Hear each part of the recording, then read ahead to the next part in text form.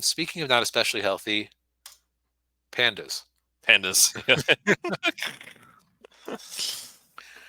So this is one I actually got to see this one when but actually before it came out because and I still don't know how my friend got signed up for this, but you know how they'll occasionally do like movie pre-screenings or like previews. Like I got to see a Yeah. cut of it a few months before it actually debuted. Oh, Of Kung Fu Panda 3 for those listening and not seeing the image on the screen. yeah, yes. I could have also done a transition about talking about China, but that's neither here nor there. Yeah. Yeah.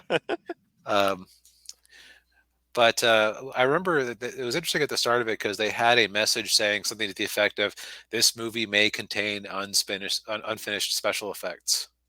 Oh, yeah. And what's interesting on this rewatch is that there was a scene that I thought was unfinished at the time, but after rewatching it, that was actually intentional artistic choice. Oh. But we'll get to that in a minute. So we watched Kung Fu Panda 3: The Quest for More Money because Kung Fu Panda 4 came out, and I remember being kind of let down by this movie at the time, and I wanted to just see if 10 plus years of context had changed that. Yeah, I was kind of let down by it too because it felt very it felt formulaic because it kind of followed a lot of the same beats as the first two movies, Uh, although not as dark as the second one, but yeah. yeah, I think that was kind of my thoughts at the time. Was that it felt like a step down from the second one because the second one basically was a genocide of the pandas in Poe's past, and you met the architect of that genocide, who was like a really cool, haunting villain, just Yeah. like very tied up in his insecurities. Yeah, yes, and he was voiced by Gary Oldman, if I recall. Yes, I think you're right. I think I did look that up because I think that yeah, the first villain from the first movie was Ian McShane. Ian McShane. That's right. I was gonna say Dustin Hoffman, but no, he was his He's wise little fox person, yeah, yeah, Shifu. Yeah, Shifu. Yes. So so the second movie basically set Poe up, and it's like they got the message from parents. Do you remember the stories about the 1980s Transformers movie where all the kids were crying because Optimus Prime died?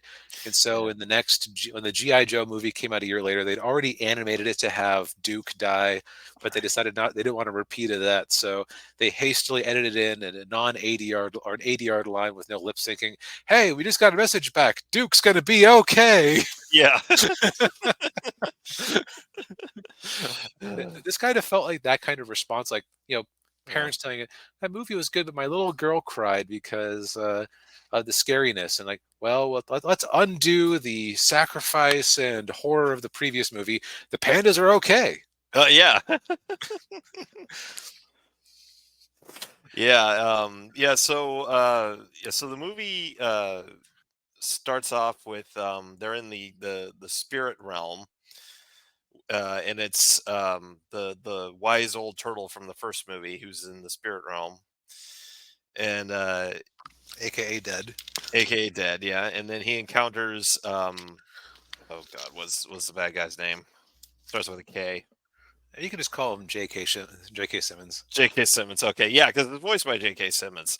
Um, and he's been going around the spirit realm stealing the chi from all of the great kung fu warriors, and then he steals the old turtle's chi, and then he's able to go back to the living world, and just so he can just get all of the power from all the kung fu masters. And he uses like he's got all the jade the warriors in as like jade statues and pendants and everything. And that was probably their coolest idea, was having these jade zombies, basically, or zombies as they start calling them, Yeah, um, as a bunch of remote controlled minions, I guess is the best way to call it, yeah, because you can just summon all of them and have them attack Poe and his friends. Speaking of Poe and his friends, so Poe is now comfortably the Dragon Warrior. yes, and it's like the writers were trying to come up with something for him to have to achieve.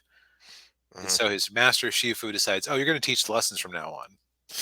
Yes, and it goes exactly how you would expect it to go, very badly. Very chaotic. Yeah.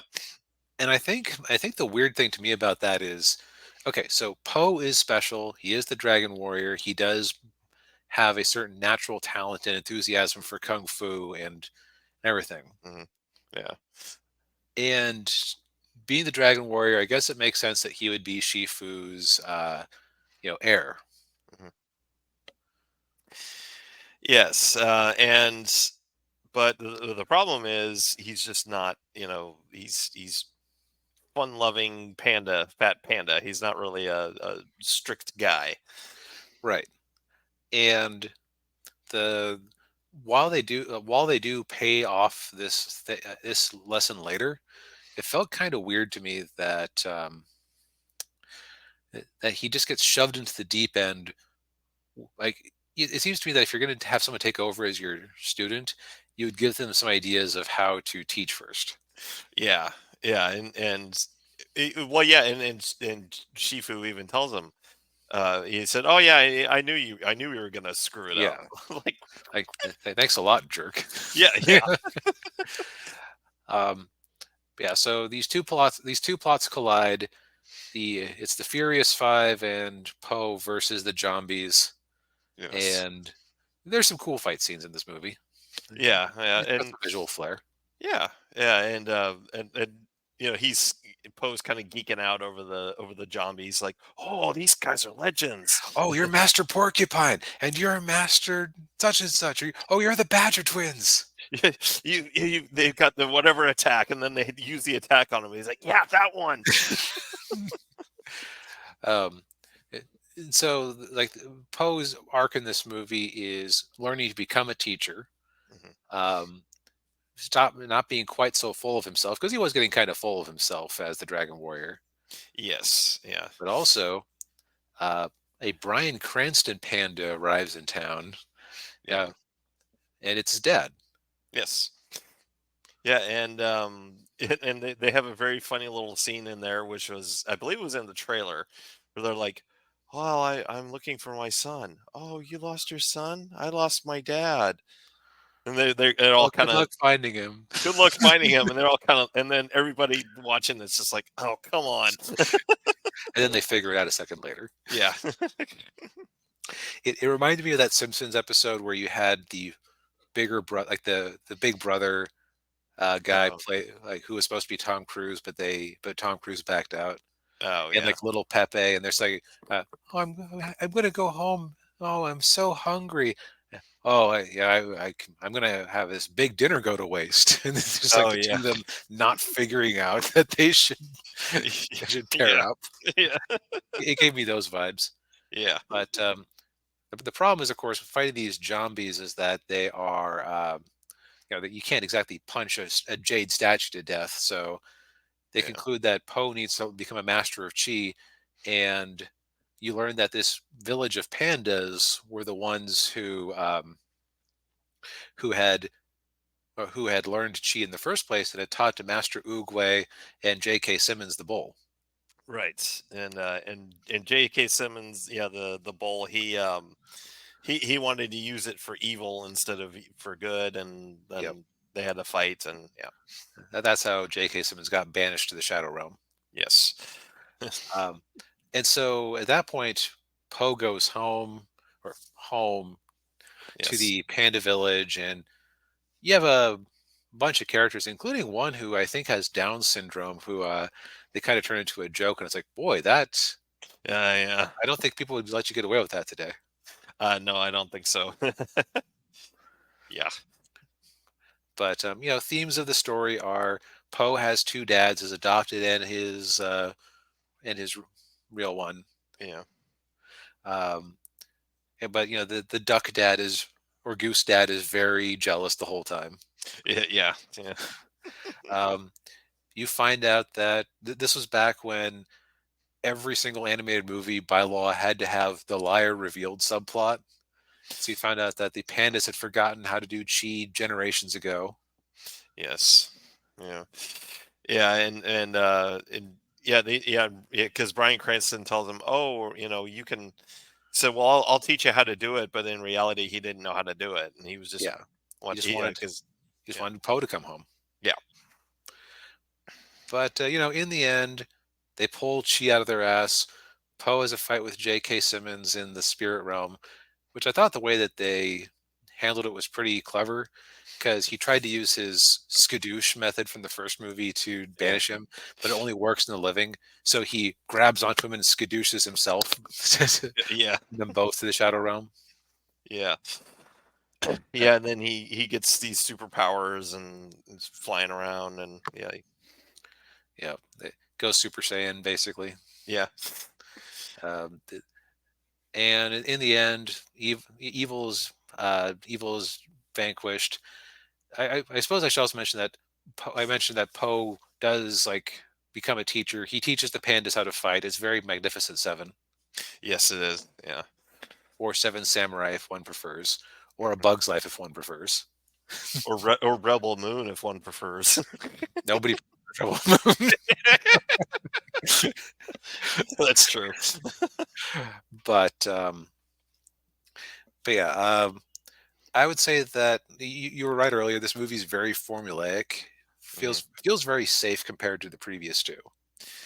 Yeah, and it's in each Kung Fu Panda movie, like Poe has he has some great challenge he has to face, and then he has a lot of self doubt, and then he has to overcome the self doubt and then defeat the bad guy. That's Right. basically every movie. Yeah, and my problem with this movie is that, um, especially on the second watch around, the villain is just extremely underbaked Yeah, because, like with the first two, okay, first one, the Cain and the Cain and Abel relationship, where he thought he was the Dragon Warrior, but he wasn't, and so he didn't know how to deal with that after yeah, being built up. It's like it was a very personal conflict. The yeah, second one, you have the evil, to keep going biblical. yeah. You've got the Herod who decides to wipe out the pandas because I believe he had foreseen that a panda would be his downfall. Yes, yeah, Um, yeah. and this one, J.K. Simmons is just a egotistical bull who was banished to hell many centuries ago. Kind of well, kind of like Lucifer. Yeah, but that's a stretch. Like, Yeah, yeah, the thing is, like, he's kind of a joke in this movie because, like, every time he yeah, shows up, like, it's me, the tell them that I'm gonna, that the that the, I can't remember his names or titles. yeah, Remember that the Great Shadow, the Warlord of Chaos, J.K. Simmons has returned. yeah, and yeah. They're all like, "Who are you?" What? I never heard of you. Yeah, I did like the detail that when he finally met Poe in person, that Poe actually knew who he was. yeah, Because of course Poe's a huge kung fu nerd. He knows everybody. yeah, yeah. Um, and J.K. doesn't have a bad fight style. There are some cool fight scenes involving him, Yeah. but the movie just didn't have that bite that the first couple of villains had. There wasn't like while he'd been betrayed, he felt like he'd been betrayed by the wise turtle Oogway in the past. Yeah. It wasn't immediate, like because Oogway wasn't even alive, and like maybe if he had had Oogway captured in a little chi cage or something, Yeah. Yeah. like and forced him to watch. But yeah, it's just underbaked, and it sounds like the next one is even less baked. Mhm. Yeah. Well, that's unfortunate. Yeah. Yeah. So yeah, this didn't. Yeah, so it's good to sometimes go back and rewatch something because this one did not really live up to the heights that the first two movies had promised. Yeah, I would agree. Yeah.